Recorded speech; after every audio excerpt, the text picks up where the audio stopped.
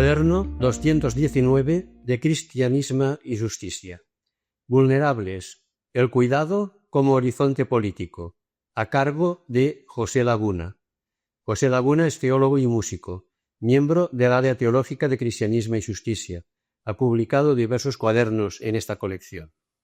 Introducción.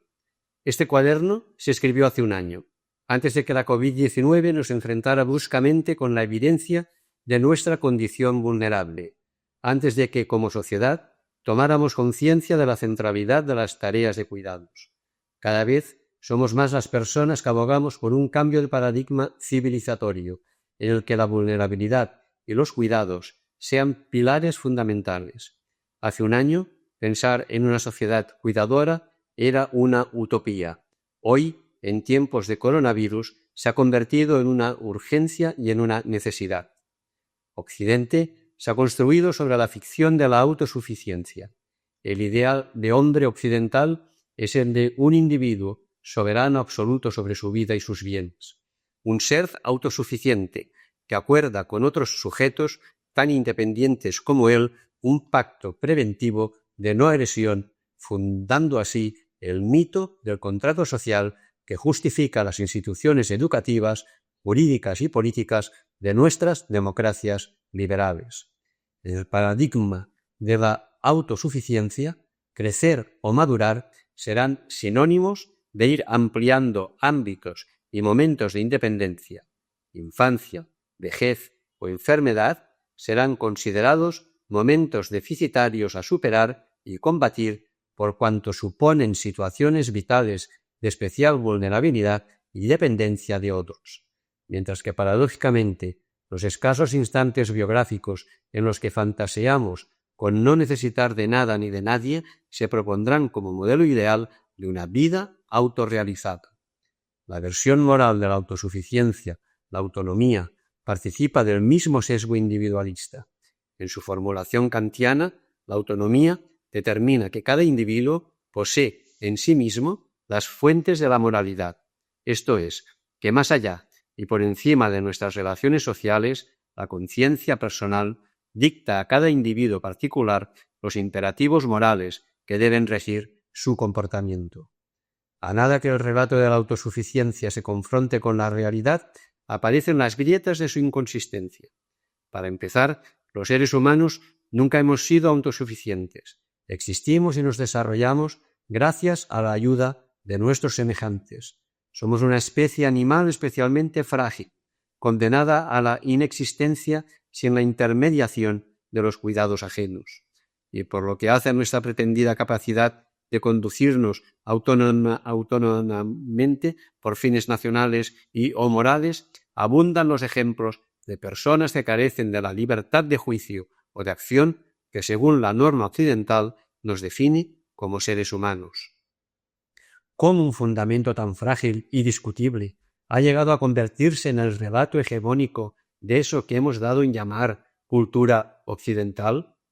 O preguntado desde una óptica inversa, ¿por qué la evidencia y universalidad de nuestra común vulnerabilidad, interdependencia y necesidad de cuidados no forma parte de los relatos fundacionales de nuestras instituciones sociales? El cuidado nunca ha formado parte del discurso político occidental. Ninguno de los 30 artículos de la Declaración Universal de los Derechos Humanos, por utilizar un ejemplo paradigmático, alude a la vulnerabilidad, la fragilidad, la dependencia o el cuidado. Solo el artículo 25 hace referencia tangencial a la necesidad de cuidado en las etapas de la maternidad y de la infancia.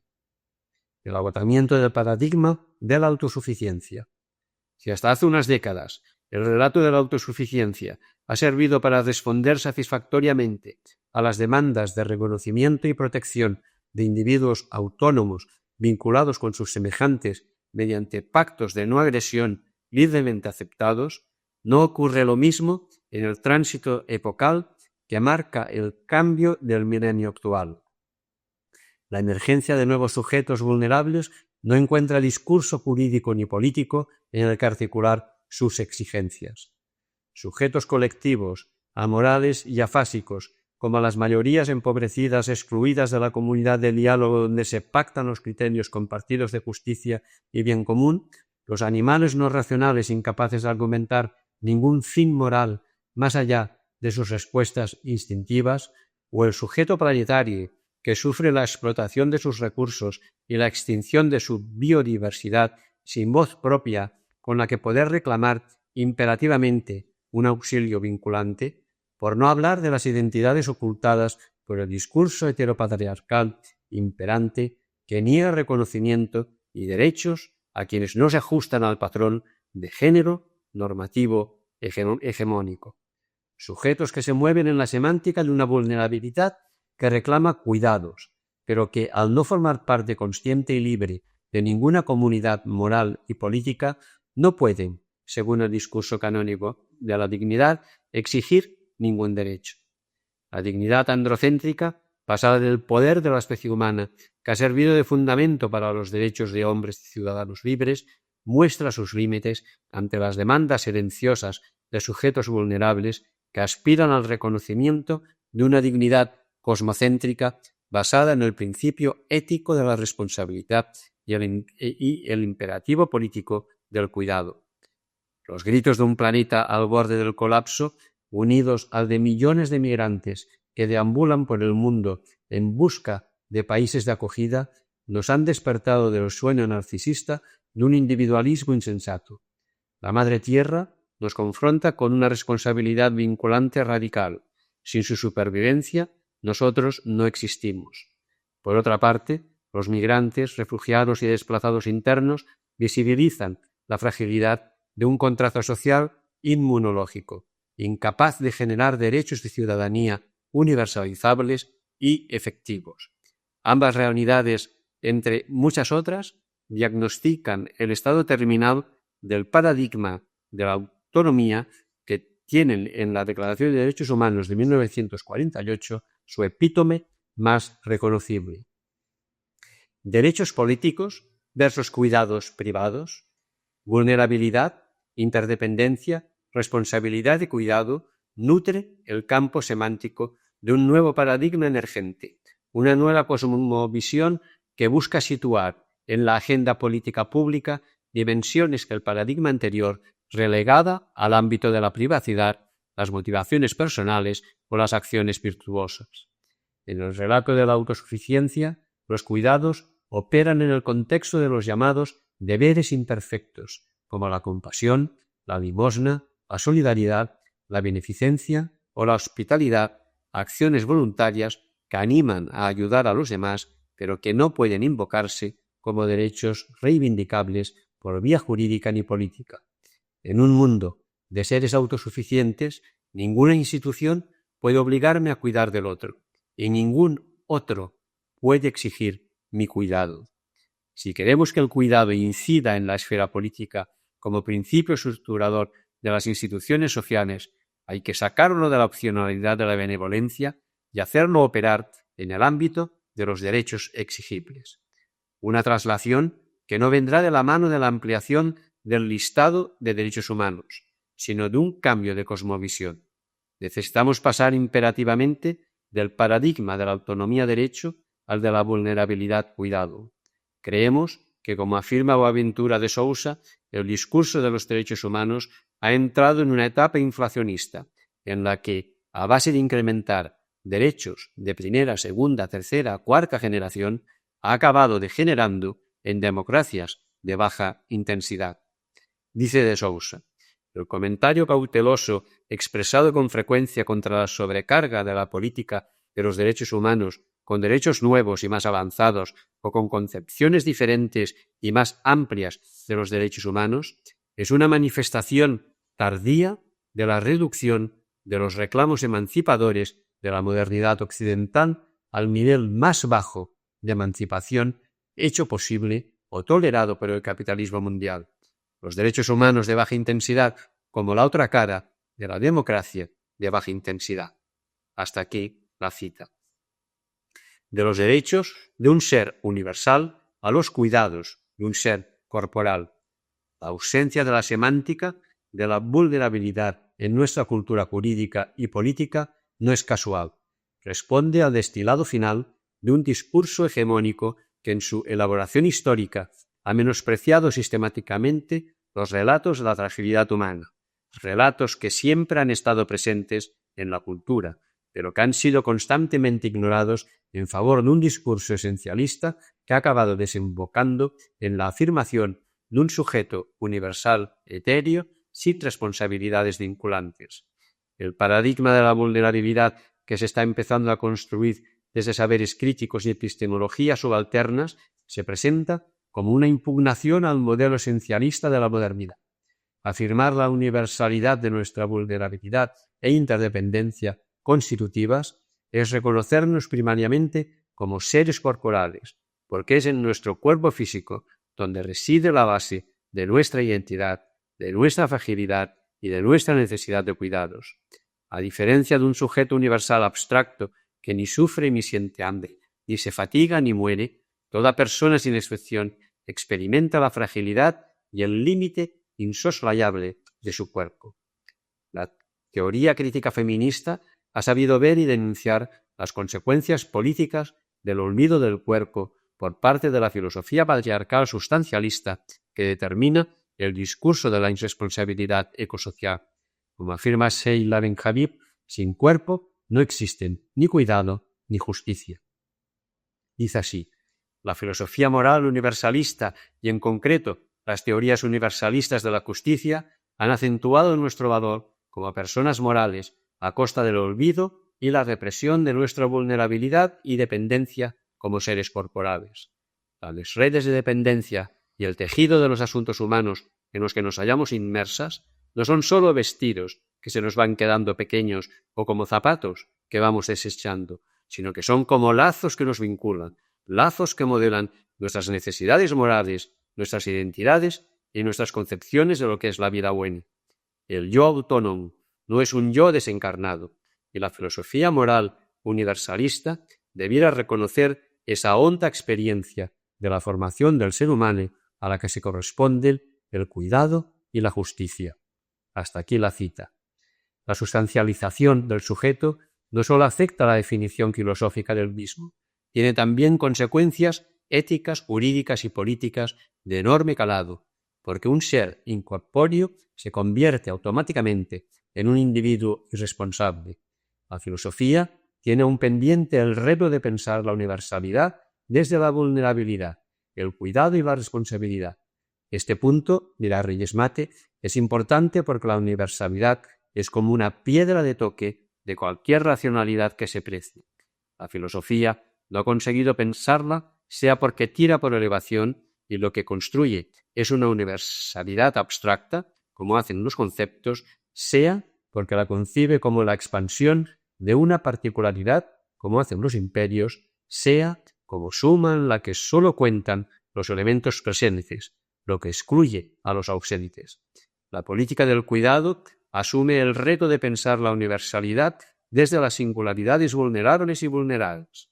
Nuestra contribución a la elaboración del nuevo paradigma de la vulnerabilidad se sitúa dentro de los análisis críticos de los relatos que han configurado la cosmovisión occidental de la autosuficiencia y el olvido del cuerpo. Partiendo de un momento deconstructivo previo, nos esforzamos en crear retóricas somatopolíticas que desde la semántica universal de la vulnerabilidad pongan en el centro de la praxis social la exigencia ética de la responsabilidad y la reivindicación política del cuidado. Para ir tejiendo el relato político del cuidado, propongo detenernos en dos relatos clave en la configuración de los mitos fundacionales de Occidente: Adán y Eva y el hombre de Vitruvio. Mitos que nos permitirán entender el proceso de descorporización y responsabilidad que cristaliza en el modelo de hombre occidental. El análisis deconstructivo de dichos relatos nos situará en el umbral de un nuevo paradigma en el que el icono de Benjamina, nombre dado al cráneo 14 encontrado en la cima de los huesos del yacimiento de Atapuerca en Burgos, nos aportará claves para la elaboración de un nuevo mito sobre el origen social en el que vulnerabilidad y cuidado nos definen y determinan como especie humana. Primer apartado: Adán y Eva Cuerpos ocultados.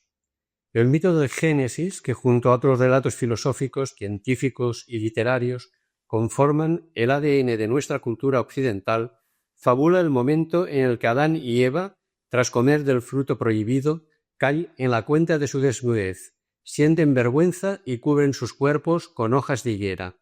Las interpretaciones de este pasaje son infinitas. La mayoría de ellas reflexionan en torno a los motivos de la transgresión, la culpa, el deseo sexual o el pudor. Para nuestro propósito, basta con retener el elemento de la ocultación. Desde el minuto 1 de la creación, el cuerpo humano abandona la escena. Nuestros primeros padres ocultan sus cuerpos de la mirada del otro, incluida la mirada de Dios. Oí tu ruido, de Dios, en el jardín. Me dio miedo, porque estaba desnudo, y me escondí.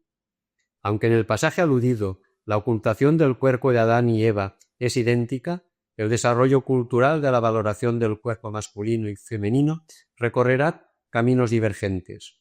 El hombre se irá liberando progresivamente de un cuerpo que, en la estela del platonismo, condiciona y limita capacidades humanas como la razón, la libertad o la voluntad, mientras que la mujer quedará atada a la naturaleza, prisionera de un cuerpo pecaminoso, fuente de pasiones y arma de seducción. La ocultación del cuerpo de Adán vendrá de la mano de su espiritualización-divinización, mientras que el de Eva se ocultará bajo el peso del desprecio. Adán y Eva sienten la misma vergüenza y se cubren con las mismas hojas de higuera, pero es ella, según la errónea e interesada lectura patriarcal del texto bíblico, la que con su cuerpo seduce y engaña a un ingenuo Adán. No está de más advertir que por más que la historia del arte y la tradición teológica se hayan empeñado en presentar una Eva voluptuosa que con sus encantos femeninos nubla el entendimiento de Adán, en ningún versículo del Génesis aparece el cuerpo femenino como motivo de seducción o engaño. Como la teología feminista subraya con notable acierto, la propuesta transgresora de Eva no es de orden sexual, sino intelectual-moral. Ella invita al hombre a entrar en el ámbito del conocimiento moral del que es precursora. Eva es la que posibilita al primer hombre salir de una moral heterónoma infantil y adentrarse en los caminos adultos de las elecciones libres y responsables. Ella es el primer ser humano que se atreve a pensar, conocer y decidir por sí misma, inaugurando el camino que Kant alabará como culmen de la autonomía humana.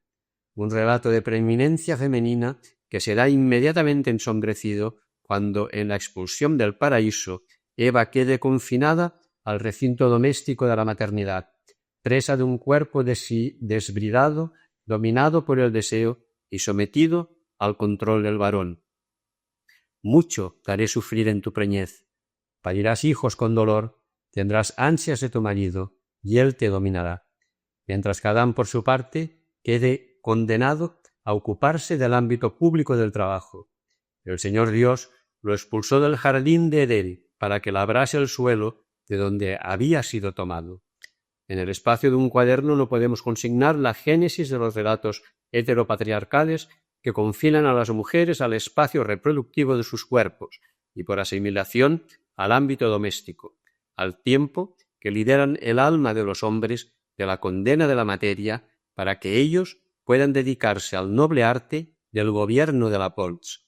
Lo que nos interesa reseñar aquí es el origen mítico de la dinámica que recurrirá a la mujer en la semántica de la vulnerabilidad: cuerpo, fragilidad, sufrimiento, muerte, pecado, voluptuosidad, seducción, vicio, maternidad, etc. Y lanzará al hombre hacia un relato esencialista en el que un varón incorpóreo e irresponsable se convertirá en prototipo de humanidad. A su pesar, la mujer se convertirá en depositaria de una tradición de cuidado que transmitirá de generación en generación, tradición que el feminismo actual proyecta al ámbito público del que nunca debió salir, desnaturalizando la atribución cultural que vincula cuidado y mujer. El feminismo crítico busca hoy resignificar políticamente las prácticas de cuidado, estableciéndolas como competencias transversales a toda institución social y a toda condición sexual. Ruptura de vínculos esenciales. El mito del Génesis no sólo inaugura la pendiente descorporizadora que culmina en una metafísica occidental construida de espaldas a la vulnerabilidad, abre también la puerta a la ruptura de dos relaciones humanas fundamentales, el vínculo con la naturaleza y el vínculo con el otro. Como es conocido, el libro del Génesis recoge los relatos de creación, uno que proviene de la tradición yavista, en el que Dios Yahvé crea a Adán a partir del barro de la tierra y a Eva de la costilla de aquel ser terroso, y otra narración más primitiva, la eloísta, en la que Dios Elohim crea simultáneamente al hombre y la mujer a su imagen y semejanza. Salvando las distancias entre los textos, los dos mitos se hacen eco del mismo mandato divino, de responsabilidad sobre la creación. El relato eloísta lo expresará bajo imperativos de dominio y sometimiento. Sed fecundos y multiplicaos, llenad la tierra y sometedla, dominad los peces del mar, las aves del cielo y todos los animales que se mueven sobre la tierra, mientras que el yavista lo hará en términos de labranza. El Señor Dios tomó al hombre y lo colocó en el jardín de Edén, para que lo guardara y lo cultivara. Asumiendo la lectura benévola de los relatos de creación que el Papa Francisco propone en su encíclica ecológica Laudato Si, agruparemos las narraciones que nos ocupan bajo el mismo paraguas de la invitación divina a labrar y cuidar el jardín del mundo.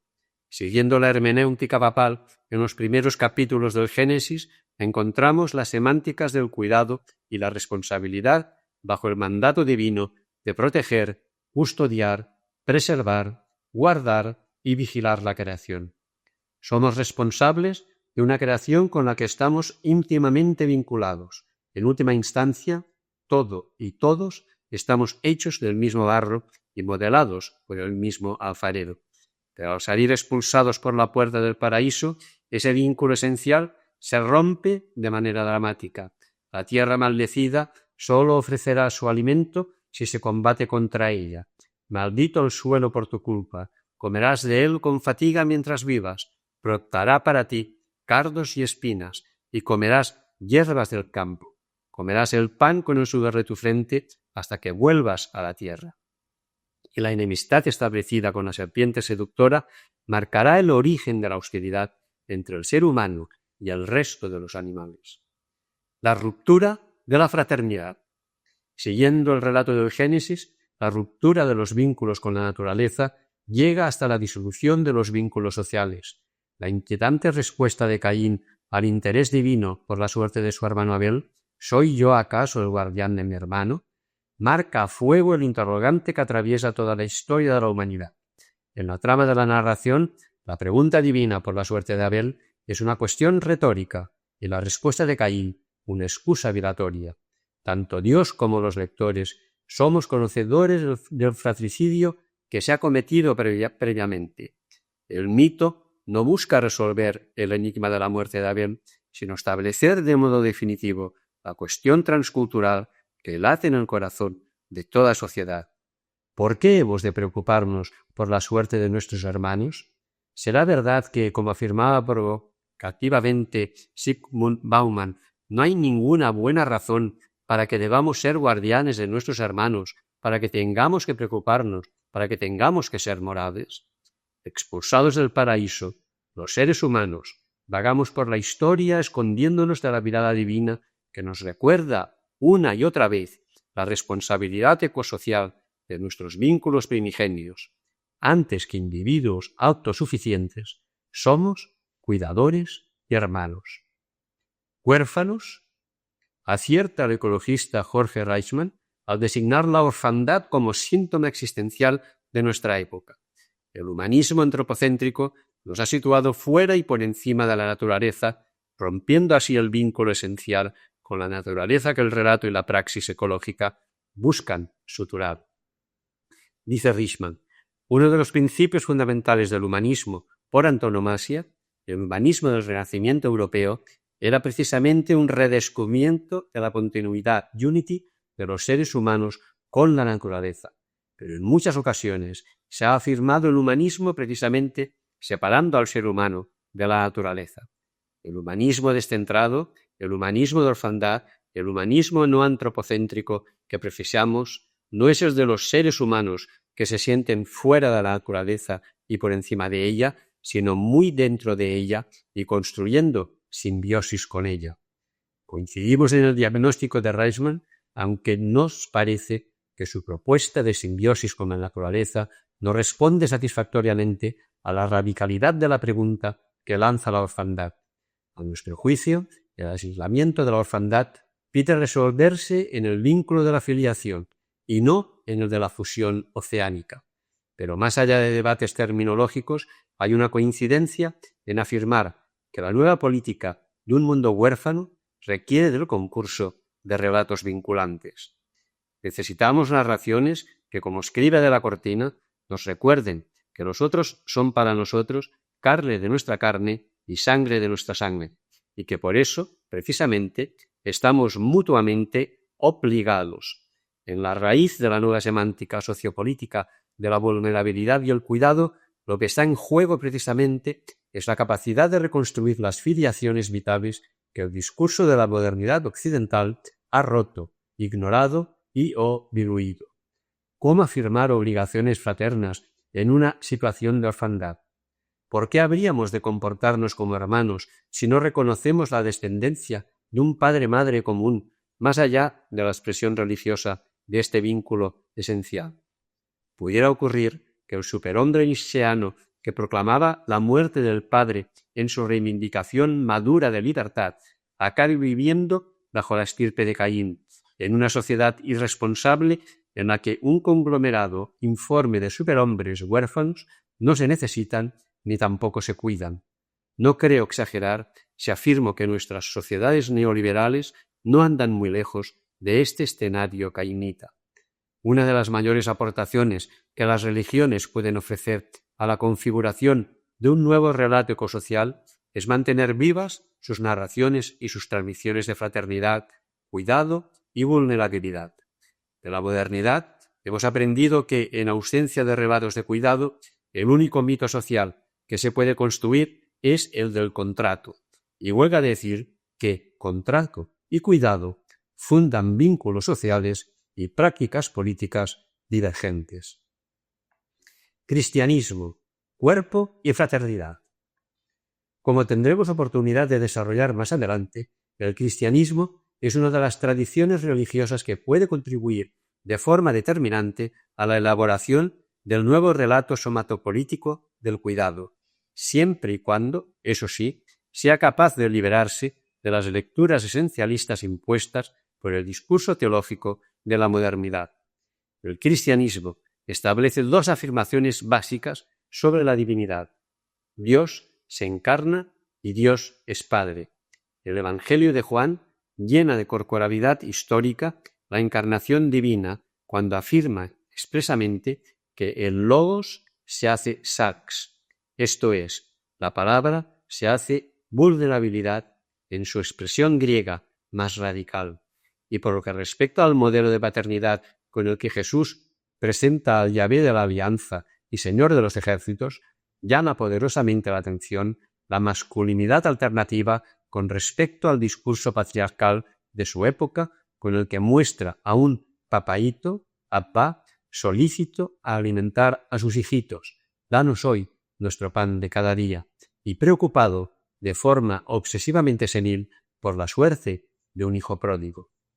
El himno de la carta de Pablo a los filipenses insiste en el enraizamiento corporal de las cristologías primitivas cuando afirma que Jesús se despoja de su categoría de Dios para asumir la condición de esclavo. Antes cristologías esencialistas que determinan la dogmática universal Dios Padre, hombre y omnipotente, todos en mayúscula, las teologías del Nuevo Testamento sugieren relatos corporales en minúscula de un Dios, papaíto, esclavo y vulnerable. Si, como venimos sosteniendo, cuerpo y fraternidad son dos de las condiciones de posibilidad para la construcción del discurso político del cuidado, el cristianismo se postula como un aliado privilegiado si, insistimos, es capaz de recuperar el enraizamiento corpóreo histórico que la reflexión teológica ha transformado en dogmática universalista. El Dios hecho pobre hombre aquel que andaba por los caminos polvorientos de Palestina, el que tenía sed, curaba endemoniados y tocaba a los leprosos, acabará convirtiéndose, por vía de la reflexión teológica, en el referente universal de una naturaleza humana divinizada, y aquella fraternidad construida en torno a la precariedad de un hijo pródigo que dilapidó su herencia viviendo como un perdido, se asimilará acríticamente a un igualitarismo moderno que lleva a gala no hacer distinción entre judío y griego, libre y esclavo, hombre y mujer. Jesucristo, presentando bajo el discurso exclusivo de un Dios encarnado, quedará convertido así en un referente metafísico, heroico, portador de una salvación universal, válida para todo el tiempo y lugar y para seres ahistóricos inexistentes. La cristología metafísica acabará presentando a Jesús como un hombre ilustrado, más preocupado por defender el principio moderno de la igualdad que por el anuncio de un reino de Dios políticamente incorrecto, donde los últimos serán los primeros y los primeros los últimos. Segundo apartado. El hombre de Vitruvio, cuerpo prescindible. El hombre de Vitruvio, dibujado por Leonardo da Vinci hacia 1490, es una de las expresiones gráficas más significativas del proceso de esencialización del hombre que estamos caracterizando en estas páginas. Basándose en los textos de Vitruvio, arquitecto de la antigua Roma, da Vinci propone un modelo armónico de ser humano perfectamente proporcional, un modelo de humanidad que conviene no olvidar, excluye a las mujeres. La imagen icónica de un hombre inscrito en los contornos de un cuadrado y de una circunferencia sugiere dos lecturas espontáneas. La primera acentúa el hecho del aislamiento que suponen los límites de las figuras geométricas que lo enmarcan. El dibujo remite así a la visión renacentista del hombre centrado y centro del mundo, perspectiva que, a juicio de Gregorio Peces Barba, está en el origen del tránsito hacia la modernidad, que construye los relatos de la dignidad y los derechos humanos. El hombre renacentista, solo y aislado, actúa como un microcosmos autosuficiente que guarda en su interior todos los elementos que constituyen el universo. La segunda lectura se fija sobre todo en el juego de proporciones que establecen el modelo de hombre ideal, un equilibrio geométrico que se presenta con vocación de universalidad. El modelo de hombre propuesto sirve para todo tiempo y lugar. Este es el gran riesgo de la universalidad.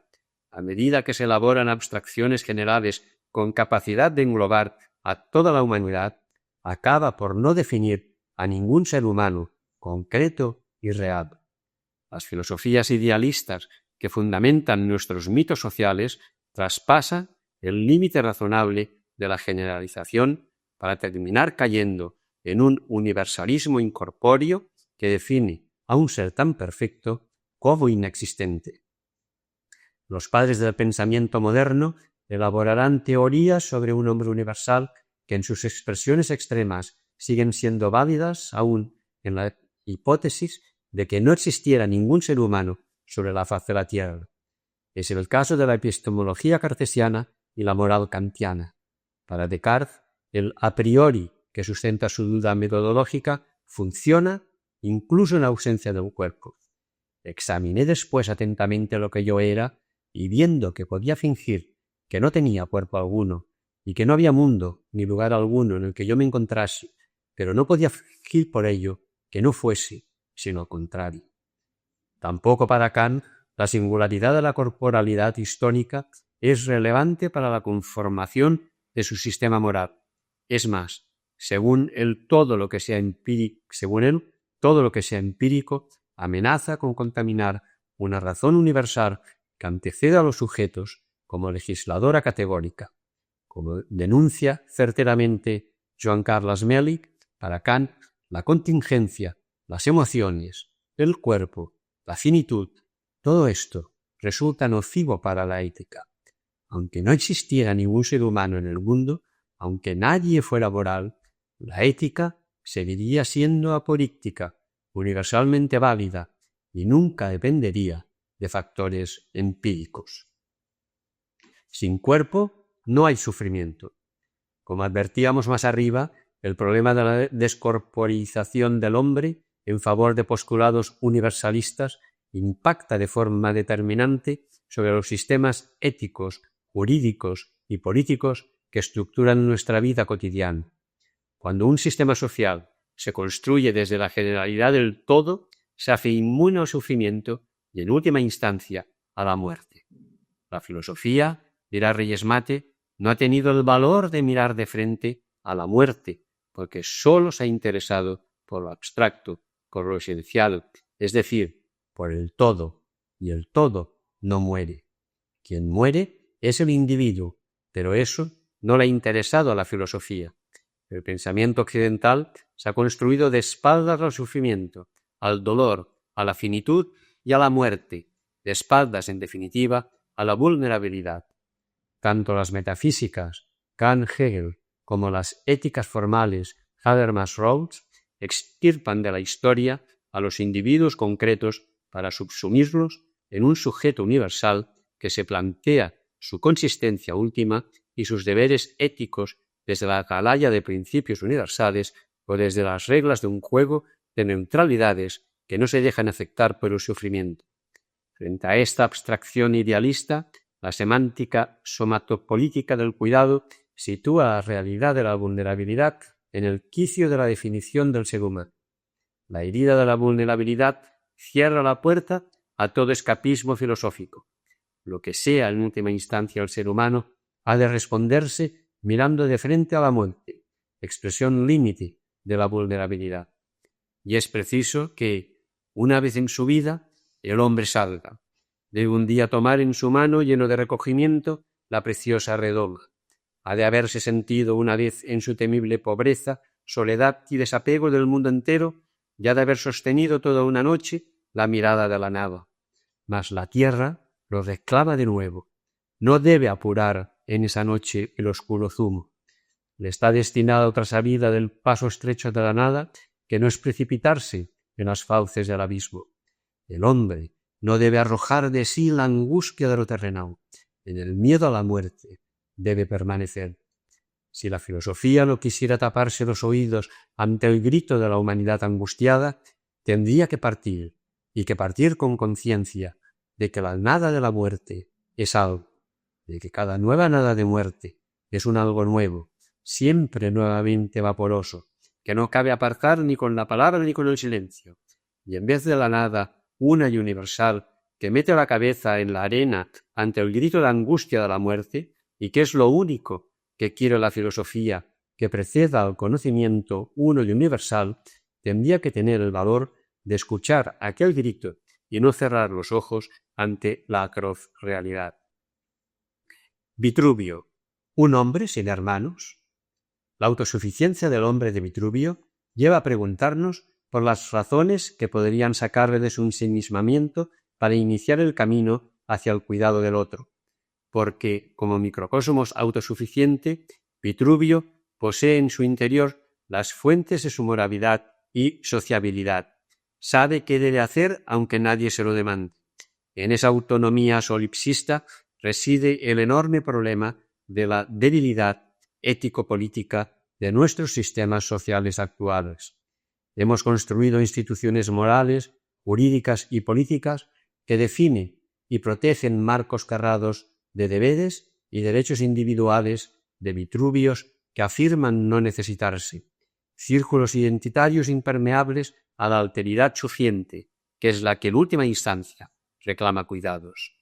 Admitamos por un instante la veracidad de la ficción biopolítica que asegura que todos los seres humanos nacemos libres e iguales, en dignidad y en derechos, y que estamos dotados de razón y conciencia, como afirma solemnemente el artículo 1 de la Declaración Universal de Derechos Humanos de 1948.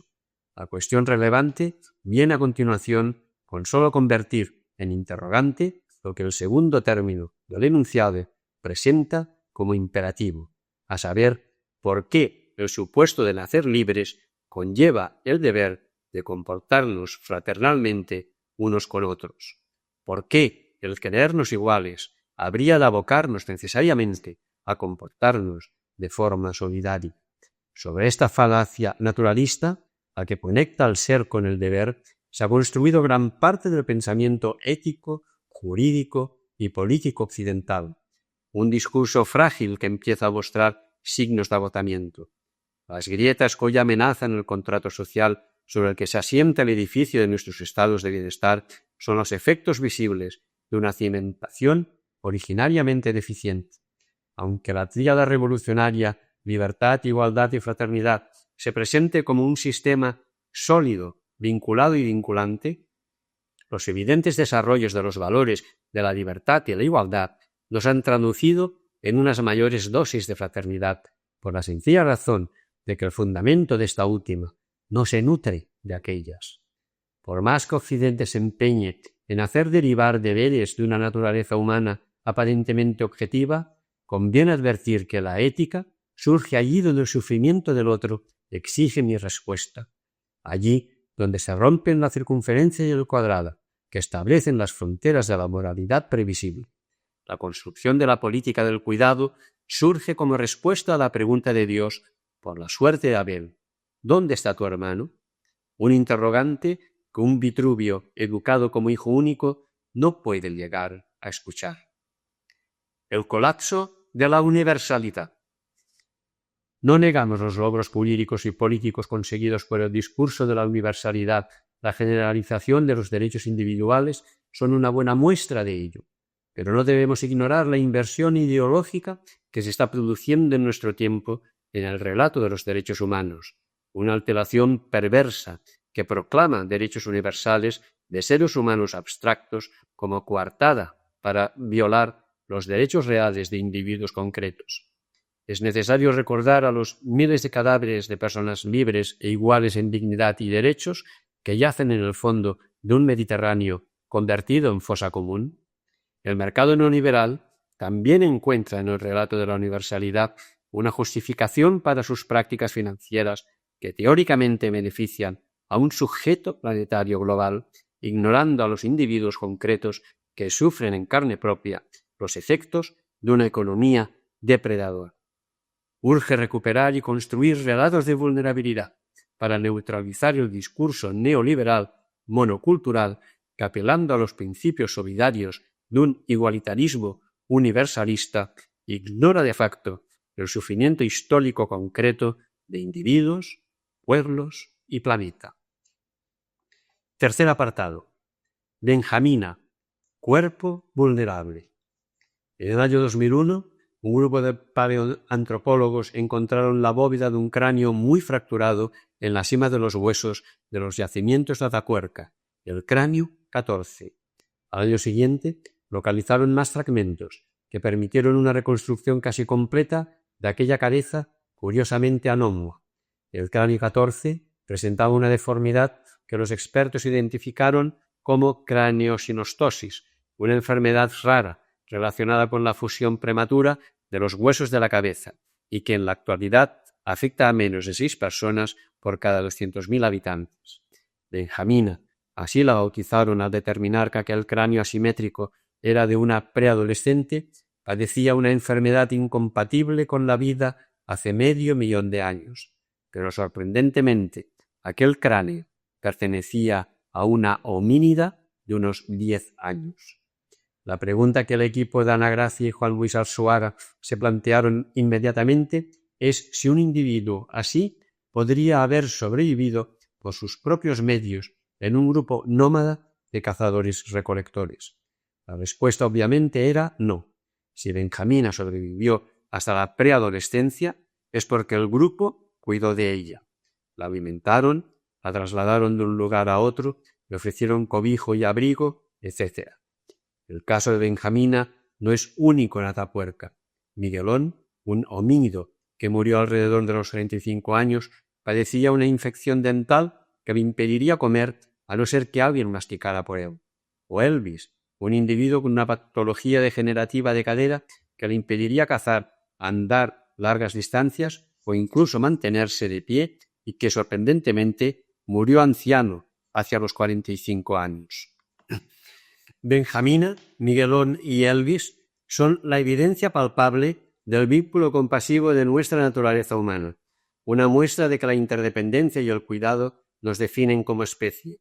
Nuestra humanidad se edifica sobre la vulnerabilidad. El primer contrato social es un pacto de cuidados. Si esto es así, volvemos a preguntarnos, ¿por qué la vulnerabilidad, la interdependencia, la compasión y el cuidado no forman parte de nuestros mitos fundantes? ¿Por qué hemos decidido definirnos como seres autónomos antes que como vulnerables? ¿Por qué la ficción de la autonomía opaca la verdad universal de la vulnerabilidad?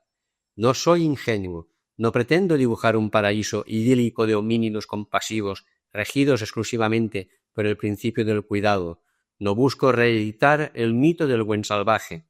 La paleoantropología también aporta ejemplos de agresiones, canibalismo y violentas alianzas defensivas, pero es lícito preguntarse y sorprenderse por el sesgo en la selección de los relatos que fundan nuestros mitos sociales. ¿Por qué elegimos seguir construyendo nuestras ficciones sociopolíticas sobre necropolíticas defensivas y no sobre biopolíticas de cuidado? Construyendo la política del cuidado, relatos y prácticas.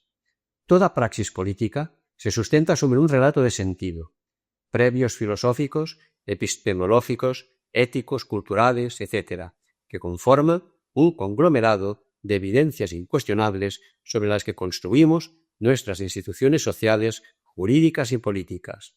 Es lo que Edgar Morin llama noosfera, la atmósfera de creencias que nos envuelve y que dota de sentido al mundo.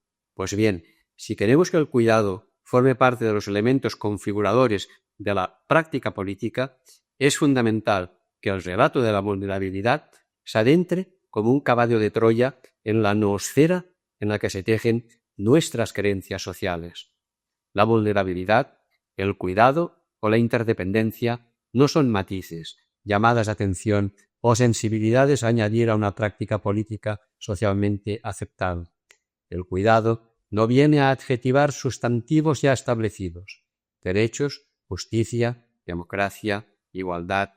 Quiere ocupar el lugar central de aquellos, resignificar la cultura social y transformar la política.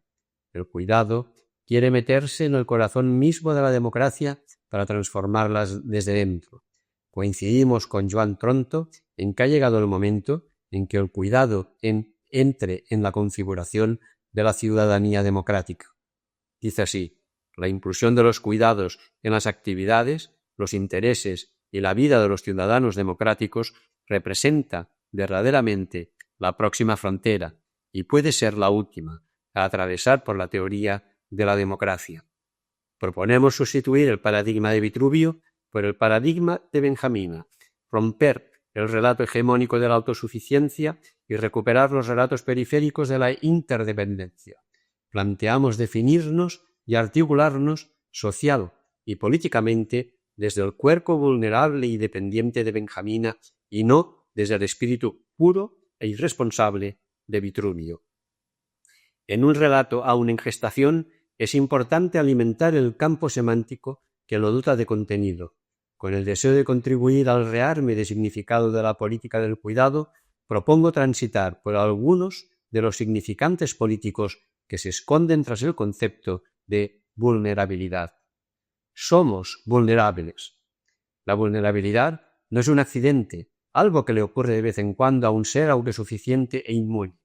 Aunque en determinadas circunstancias vitales tomemos especial conciencia de nuestra fragilidad, lo cierto es que siempre y en todos los momentos de nuestra vida estamos atravesados por una red oculta de relaciones de interdependencia y cuidado que nos recuerdan una y otra vez nuestra vulnerabilidad constitutiva.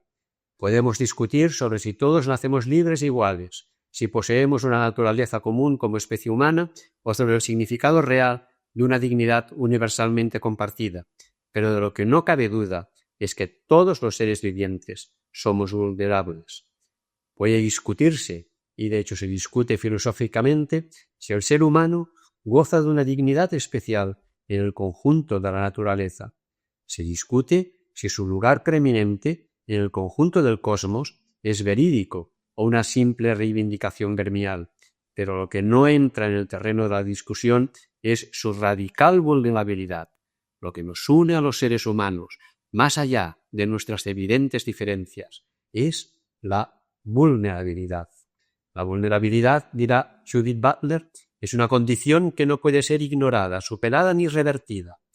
Dice así: desde el principio, incluso con anterioridad a la individuación misma y por virtud de nuestra experiencia corporal, somos entregados a otros.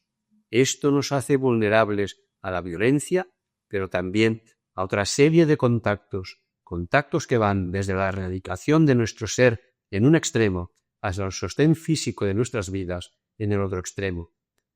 No podemos rectificar esta situación y no podemos recuperar la fuente de esta vulnerabilidad, puesto que precede a la formación del yo. No podemos contender de una forma precisa con esta condición de estar al descubierto desde el principio, dependientes de aquellos a los que no conocemos. Venimos al mundo ignorantes y dependientes, y hasta cierto punto permanecemos así. Una sociedad fundada sobre la ficción de que somos autores de nosotros mismos y propietarios absolutos de nuestras ideas, obras y vidas, se resistirá a aceptar la vulnerabilidad como clave de bóveda sobre la que construir políticas que se considerarán débiles. Pero ante esta prevención, conviene advertir que edificar cualquier institución social de espaldas a nuestra frágil condición humana es condenarse a cimentarlas sobre arenas movedizas. De hecho, la sociedad líquida actual bracea entre los lodos de antiguos barros autosuficientes. Vulnerabilidad e interdependencia ecosocial. Decir vulnerabilidad es decir interdependencia y por tanto relación. Definir al ser humano como vulnerable es reconocerlo como dialógico frente al monologismo del individualismo autosuficiente. Si el paradigma de la autonomía funcionaba incluso en ausencia de seres humanos, el de la vulnerabilidad solo tiene sentido desde la afirmación radical de la sociabilidad. Aludiendo al pensamiento de Judith Butler sobre la vulnerabilidad, Joan Carles Mèlich insistirá en el carácter social de nuestra corporalidad. Dice así: el cuerpo es mortalidad, vulnerabilidad, fragilidad, heteronomía, ambigüedad. La piel, la carne, los sentidos, la memoria, el deseo, todo ello nos expone, nos saca de nosotros mismos y nos pone frente al otro. Por eso el cuerpo no es del todo nuestro, no es algo privado, sino público. Mi vida no es completamente mía. Venimos al mundo necesitados de una hospitalidad y esta condición vulnerable no puede eludirse, no puede ser superada. La sociabilidad inherente a nuestra condición vulnerable se declina en humano como responsabilidad. Levinas es el autor que con más fuerza expresa la condición responsiva de toda persona. No nacemos libres e iguales, nacemos responsables, urgidos por la llamada del otro sufriente. La pregunta divina por la suerte de todo hermano anida como llamada interpelante en el interior de toda persona. Dice Levinas: la vulnerabilidad es la obsesión por el otro o la aproximación del otro. Es para el otro, desde detrás del otro, del excitante, aproximación que no se reduce ni a la representación del otro, ni a la conciencia de la proximidad. Sufrir por el otro es tenerlo al cuidado, soportarlo, estar en su lugar, consumirse por él. Todo amor o todo odio del prójimo como actitud refleja, supone esta vulnerabilidad previa. Misericordia, conmoción de las entrañas. Desde la sensibilidad, el sujeto es para el otro. Sustitución, responsabilidad, expiación. Pero responsabilidad que no he asumido en ningún momento, en ningún presente. Nada es más pasivo que este enjuiciamiento anterior a mi libertad, que este enjuiciamiento preoriginal, que esta franqueza. Pasividad de lo vulnerable, condición o incondición por la cual el ser se muestra criatura. Somos seres vulnerables llamados a responder a la demanda de cuidado de la vulnerabilidad de otros, un otro que hoy es planetario. Con toda intencionalidad, líneas arriba afirmé que todos los seres vivientes somos vulnerables, rompiendo conscientemente la frontera de lo humano para situarme en un paradigma holístico en el que animales y ecosistemas también reclaman reconocimiento y cuidados. La vulnerabilidad nos acomuna con todos los vivientes, humanos y no humanos, en el horizonte de comunidades multiespecie que nos obligan a deconstruir nuestro concepto de ser en el mundo. La semántica de la vulnerabilidad remite a un paradigma holocéntrico que antepone el nosotros vinculado al yo autónomo de la modernidad. Avanzar hacia una civilización de holos no es solo una opción, es un imperativo de supervivencia. Por fortuna, no es imposible ni tampoco inaudito. El tipo de cambio que implica forma parte de la evolución de las sociedades humanas, una evolución que empezó con las civilizaciones míticas de la Edad de Piedra, continuó con las civilizaciones teocráticas y los imperios arcaicos, y pasó a las civilizaciones humanas, basadas en la razón, iniciadas por los antiguos griegos. Ahora, el reinado del logos está llegando a su término. La racionalidad a corto plazo, que subyace a la forma de civilización actualmente dominante, produce más calor que luz, más consecuencias negativas sociales, económicas y ecológicas que resultados positivos y humanamente deseables. Ha llegado la hora de un cambio más, pasar de una civilización de lobos a una de holos. Vulnerabilidad, cuerpos heridos y singulares. La política del cuidado es somatopolítica. Se construye sobre los cuerpos singulares y más específicamente sobre cuerpos siempre vulnerables. Es el cuerpo herido de Benjamina el que desencadena la dinámica ética que desemboca en la acción política del cuidado, y no por una acción benevolente asimétrica que se compadece de la deficiencia de otro, sino por una decisión igualitaria que se reconoce en la vulnerabilidad compartida. Es cierto que hay vidas sometidas a un nivel de vulnerabilidad extremo, y en este sentido necesitadas de un cuidado mayor. Isabel Lorey distingue entre precariousness como vulnerabilidad compartida y precarity como distribución política desigual de la vulnerabilidad, pero sin negar la atención diferencial a estas situaciones de especial precariedad. Lo que la somatopolítica afirma es que todo cuerpo tiene cicatrices, que no existe el cuerpo idealizado de Vitruvio, que aunque nuestra naturaleza utópica proyecte continuamente modelos ideales de vida, no deberíamos construir nuestra convivencia sobre los relatos de héroes inmortales. Nunca hemos sido héroes, porque los héroes no habitan la polis. Para ser ciudadano o ciudadana hay que renunciar a la autosuficiencia, reconocernos en la singularidad de nuestro cuerpo y asumir nuestra condición mortal. Esa es la decisión a la que, a juicio de Javier Bomá, se enfrentan los héroes clásicos. Aquiles, el hijo de la diosa Tetis, tuvo que elegir entre formar parte de la polis humana abrazando la vulnerabilidad o mantener su inmortalidad viviendo en el gineceo donde lo escondió su madre. Ser ciudadano de la polis es ser mortal, porque para entrar en la ciudad debemos renunciar a la propia autodivinización. Pero paradójicamente, cuando lo hacemos, hallamos en el mundo finito nuestra auténtica individualidad. Así lo muestra el mito por cuanto Aquiles debió primero, él, el descendiente de Zeus, hijo de la diosa Tetis, aprender a morir, no desear morir, pero sí nacer a la mortalidad social como requisito previo, imprescindible, para llegar a ser el héroe que es. Y el héroe deja un ejemplo tras su muerte que la ciudad bendice. A diferencia del aura autosuficiente de los héroes, la peculiar belleza de la condición humana reside justamente en su fragilidad y en su vulnerabilidad. Somos los hijos del tiempo. Nacemos y morimos en la provisionalidad, en la insuficiencia y en la insatisfacción.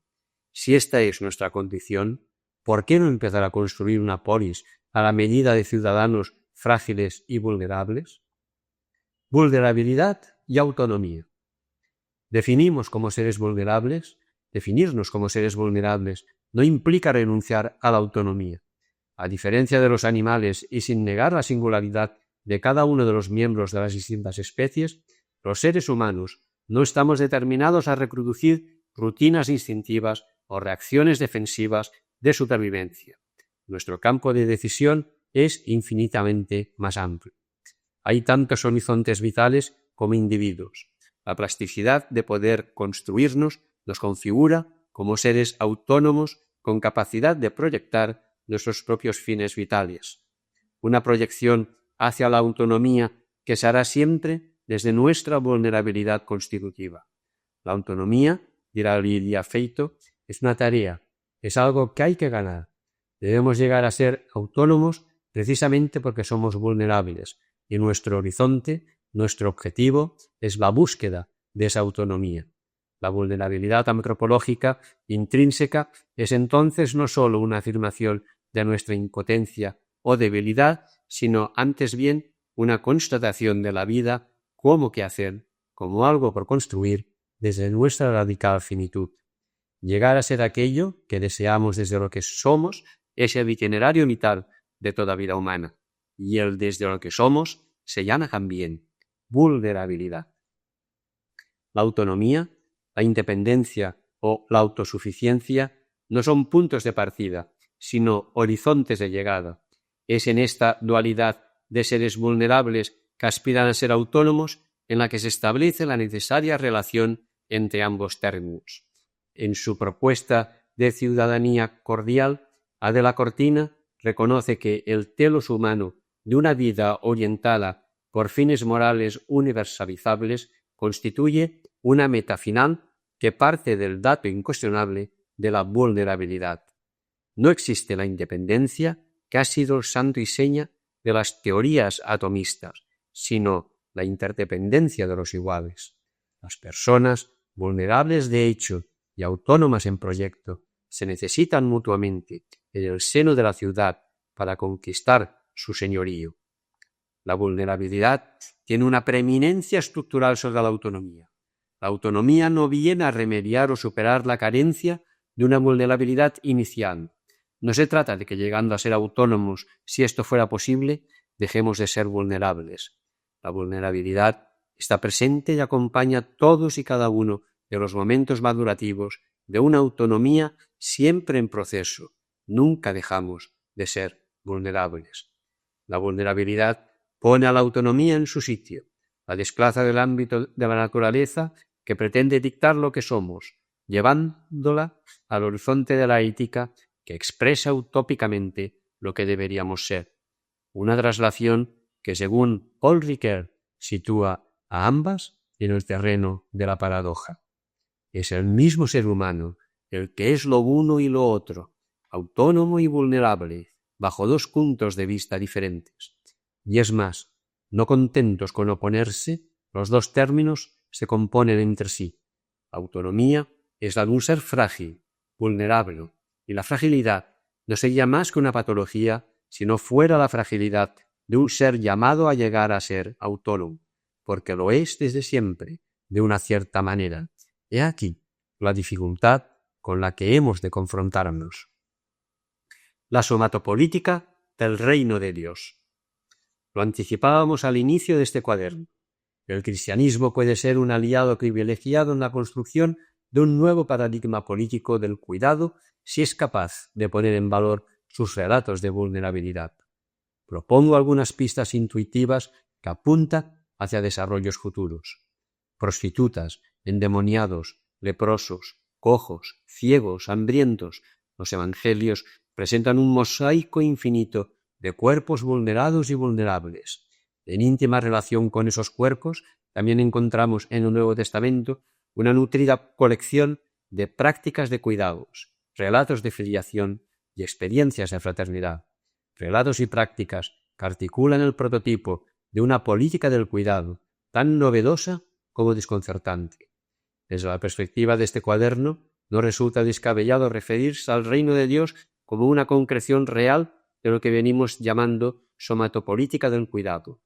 La comunidad carismático-política reunida en torno a Jesús fue una amalgama de cuerpos disidentes declarados impuros por el discurso hegemónico oficial, cuerpos vinculados por la filiación común en un akba cuidador y generadora de prácticas fraternas e igualitarias basadas en el servicio. una comunidad en la que Benjamina no solo habría sobrevivido, sino que en atención a su especial precariedad habría ocupado los puestos de honor. A pesar de su potencial político-teológico, los relatos y praxis de cuidado evangélico fueron muy pronto arrinconados en favor de interpretaciones salvífico-terapéuticas. Efectivamente, la transmisión teológica de los contenidos de aquella comunidad somatopolítica primitiva no aguantó por mucho tiempo la mirada del sufrimiento y convirtió los cuerpos vulnerables en mera ocasión para el lucimiento del poder divino. Se privó a los cuerpos impuros de su potencial político vinculante para inscribirlos en el relato uniformador de un poder salvífico resolutivo. Lo que había que transmitir a las siguientes generaciones de cristianos eran relatos de exprostitutas, exleprosos, eximpuros, personas que habían sido liberadas de su condición de vulnerabilidad por un Jesús poderoso dibujado bajo las hechuras de los héroes clásicos inmortales, para que el relato cristiano de la vulnerabilidad, la filiación y la fraternidad pueda contribuir al paradigma emergente del cuidado, necesita de construir la teología de los principios universales y recuperar los relatos de los cuerpos silenciados. La construcción de la política del cuidado ha de rescatar los relatos somatopolíticos que el discurso teológico heroico y heteropatriarcal ha ocultado. Afortunadamente, algunas teologías feministas críticas andan en ello. La relectura somatopolítica de los evangelios es especialmente necesaria cuando nos acercamos a los relatos protagonizados por mujeres. No pocas interpretaciones teológicas sesgadas consienten la inclusión de ellas en la dinámica del reino a costa de despojarlas de sus cuerpos. A Jesús le seguía un grupo de mujeres que, afortunadamente, habían sido curadas de malos espíritus y enfermedades. ¿Por qué ese empeño en resaltar la purificación de los cuerpos femeninos? ¿No sería igual de buena noticia la existencia de una sororidad construida en torno a Jesús en la que un grupo de mujeres desafiaban orgullosas la impureza social impuesta? El reto somatopolítico de cuerpos impuros vinculados en igualdad de condiciones con discípulos varones no es tanto o más disruptivo que el poder divino de expulsar malos espíritus. Otra muestra de recuperación de los cuerpos femeninos en el relato teológico lo ofrece la matemática y filósofa Esther Pericas. Apoyándose en reconocidos estudios exegéticos, defiende una interpretación inquietante del episodio en el que una pecadora pública lava los pies a Jesús con sus cabellos ante la mirada atónita del fariseo Simón. Según ella, el evangelista Lucas, incómodo con la tradición recibida que refiere el encuentro escandaloso entre una prostituta que agasaja eróticamente a Jesús y un Jesús que se deja agasajar sin ningún atisbo de crítica, transforma el acontecimiento en un relato de arrepentimiento, añadiendo lágrimas donde no las había en el original. Si en los motivos del llanto, del arrepentimiento y del perdón, ese relato primitivo resultaba excesivamente carnal y políticamente incorrecto para el evangelista. Pero ¿no será precisamente ahí, en la incorrección política de un encuentro incondicional y desprejuiciado entre el Mesías de los judíos y una prostituta agradecida, donde reside el germen de la alternativa somatopolítica del reino de Dios? La somatopolítica desconcierta, afirmando que los publicanos y las prostitutas van por delante en el reino de Dios. La política imperial domestica la provocación, traduciéndola a su favor. Los publicanos convertidos y las prostitutas arrepentidas nos llevan la delantera del reino, pero esa lectura apocada lleva a otra política, y mucho me temo que a otro reino. No se trata aquí de negar la fuerza de transformación que en sus vidas supuso el encuentro con Jesús, sino dejar claro que su conversión no era una condición para seguir a Jesús, sino más bien una consecuencia. La relectura somatopolítica de los evangelios rompe con las interpretaciones inclusivas y las determinaciones normativas. Desde la perspectiva de la política del cuidado, los relatos evangélicos no apuntalan el status quo político imperante, antes bien se presentan como grietas que inauguran nuevas hermenéuticas, nuevas prácticas y nuevos espacios políticos habitables. La lectura terapéutico-normativa del pasaje de aquel leproso al que Jesús curó y al que mandó ir a presentarse al sacerdote y entregar la ofrenda prescrita por Moisés para que quedara constancia, pondrá en valor el poder sanador de Jesús y la deriva inclusiva de un exleproso que, una vez sanado, puede reincorporarse al sistema normativo que previamente le había excluido. Pero esta interpretación no acaba justificando el sistema religioso-político excluyente.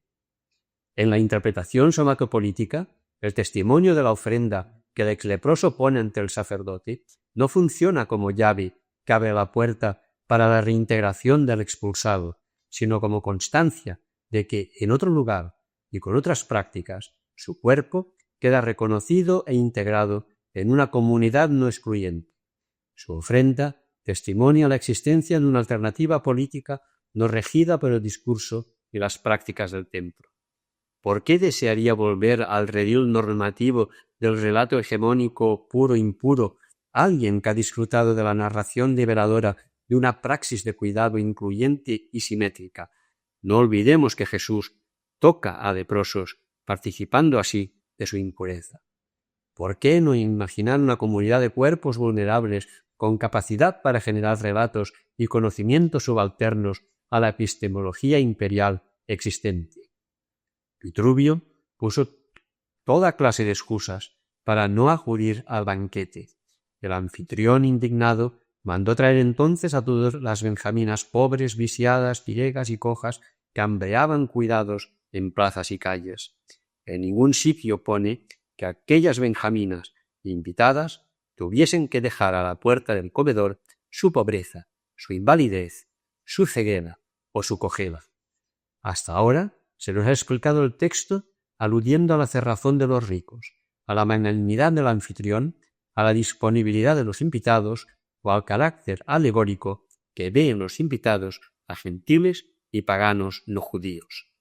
Todas estas lecturas tienen su razón y fundamento, pero ¿no es tiempo ya de inaugurar una lectura somatopolítica que ponga en valor la herejía alternativa que generan cuerpos vulnerables compartiendo comida, relatos y sueños, sentados alrededor de la mesa del reino? Cuerpos disidentes, sentados como comensales de pleno derecho en la mesa del reino, expresan y anticipan performativamente una realidad salvífica ya operativa. Como afirma Judith Butler, ante todo, vemos que tiene importancia que los cuerpos se reúnan y que éstos ponen en juego significantes políticos más allá del discurso, tanto del oral como del escrito. En toda su extensión, las acciones corporizadas tienen significados distintos, que en sentido estricto no son discursivos ni prediscursivos. En otras palabras, estas formas de reunión ya son significantes antes y aparte de las reclamaciones que planteen. Las concentraciones silenciosas, inclusive las vigilias o los funerales, a menudo significan más que el simple relato escrito u oral de los motivos por los que se convocaron. Los tiempos lentos del cuidado. Terminamos nuestra breve aproximación somatopolítica a los evangelios aludiendo a los tiempos pausados del cuidado frente a la urgencia resolutiva de la teología clásica. No tenemos nada que objetar a la tarea teológico-política que propone bajar de la cruz a los pueblos crucificados. La precariedad no es un estado que sacralizar o naturalizar, sino una situación injusta que combatir cuanto antes. Pero dicho esto, la política del cuidado reivindica el valor salvífico revolucionario de las mediaciones lentas del cuidado. Tan eficaz es, en un horizonte teológico y político, la decisión resolutiva de José de Arimatea bajando el cadáver de Jesús de la cruz, como el acompañamiento silencioso de su agonía permaneciendo junto a él a los pies de la cruz, como hicieron algunas mujeres. También el acto inútil de cuidar un cadáver embalsamándolo con aromas forma parte de los relatos sorpresivos de la resurrección. Las prácticas políticas de cuidado se acompasan al ritmo del acompañamiento. El héroe salvífico curaría de forma mágica las lesiones del hombre apaleado al borde del camino. El samaritano utiliza las mediaciones pausadas del cuidado, vendar heridas, echarles aceite y vino, montarlo en la propia cabalgadura, llevarlo a una posada, pagar 2 denarios para que lo sigan cuidando. El héroe tiene el poder de combatir el hambre de forma instantánea, pero la somatopolítica del cuidado vence la tentación de convertir las piedras en pan y pide que cada uno comparta lo que posee, aunque solo sean 5 panes y 2 peces. El ritmo de compartir es también cadencia de cuidado. Los sillones de Sky de los hospitales son testigos mudos de las miles de noches sin dormir y los millones de horas de cuidados que muchas personas, sobre todo mujeres, dedican a sus seres queridos más vulnerables. Horas que no computan en la caja registradora del mercado neoliberal, pero que en la somatopolítica del cuidado se reivindican como plusvalía revolucionaria a tener muy en cuenta. No se trata de contraponer eficacia y cuidado. No estamos proponiendo un repliegue asistencialista que reniega de las ineludibles luchas estructurales contra vulnerabilidades inaceptables. Solo intentamos rescatar del olvido las prácticas revolucionarias de cuidado que el discurso eficacista de Vitruvio ha venido despreciando como irrelevantes. Vulnerables del mundo, uníos. El Papa Francisco denuncia que en la sociedad del descarte los excluidos no son explotados sino desechos, sobrantes. Hay vidas tan precarias que no sirven ni para ser explotadas, cuerpos invisibles e inservibles que deambulan por los márgenes del reconocimiento social y que no aspiran a convertirse en sujetos políticos de ninguna sublevación. Son el lumpen, los pobres de solemnidad despreciados hasta por el marxismo clásico. No conviene olvidar que hasta los proletarios contaban con su poder de clase. Justo ese poder era el que los configuraba como sujetos políticos revolucionarios. ¿Qué revolución podrán anunciar sujetos que solo cuentan con el aval político de sus cuerpos impotentes? La vulnerabilidad es solo el lugar precario del grito que implora el auxilio del héroe, o el tejido somatopolítico donde se empieza a gestar una esperanza nueva. Solo el poder del individualismo autosuficiente es capaz de construir la política. No es posible pensar y edificar la polis desde la impotencia de los cuerpos vulnerables. Paul Preciado, disidente de género que ha hecho de su cuerpo bandera política, llama a una internacional somatopolítica que trence cuerpos y vulnerables capaces de descolonizar el mundo y transformar la terra política. Puede que hoy su propuesta no sea más que un alegato provocador, pero en las profundidades de su convocatoria se percibe el eco de una nueva política de la vulnerabilidad y el cuidado que ya se está gestando en los márgenes de la política imperial. Hasta aquí el cuaderno 219 de Cristianisme y Justícia.